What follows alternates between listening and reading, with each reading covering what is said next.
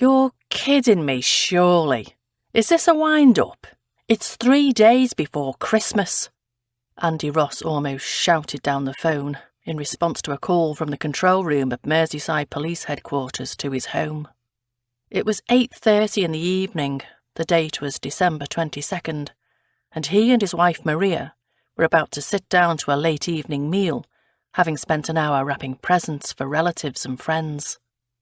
"It's no joke, D.I. Ross," Jenny, the control room supervisor, assured him. "The call was confirmed by the officer on the scene." "But the victim, that can't be real, can it?" "Afraid so. And as you are the senior officer on call, you get the pleasure of responding. I've also called Sergeant Drake and she said to tell you she'll meet you there." "And just where is there?" Ross inquired, as he realised Jenny still hadn't given him a location for the crime. "Pearson's Emporium," she replied.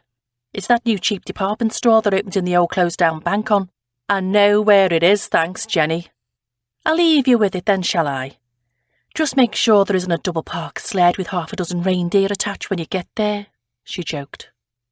"OK, I'm convinced. I'll be there ASAP," Ross confirmed as he placed the phone back on its place on the cradle and its place on the hall table close to the front door of his home in Prescott, a few miles from Liverpool city centre. Maria appeared through the door from the lounge. "Not a call-out, surely?" She looked disappointed, but resigned to the fact this is all part of her husband's job. "Sorry, but yes, you'll never believe it." He hesitated before continuing. He had a wry smile on his face, unusual considering his evening had just been disrupted. "Go on, spit it out," said Maria. "What won't I believe?" Unable to contain himself, Andy Ross took hold of his wife, one hand on each shoulder, and pulled her to him, gave her a short but loving kiss, and whispered in her ear, "Someone just killed Santa Claus." "Andy, don't play silly buggers with me. Come on, what's happened to drag you out at this time of night?" "I just told you. Someone killed Santa." He looked her in the eyes, and Maria could tell he was deadly serious. "You mean it, don't you?"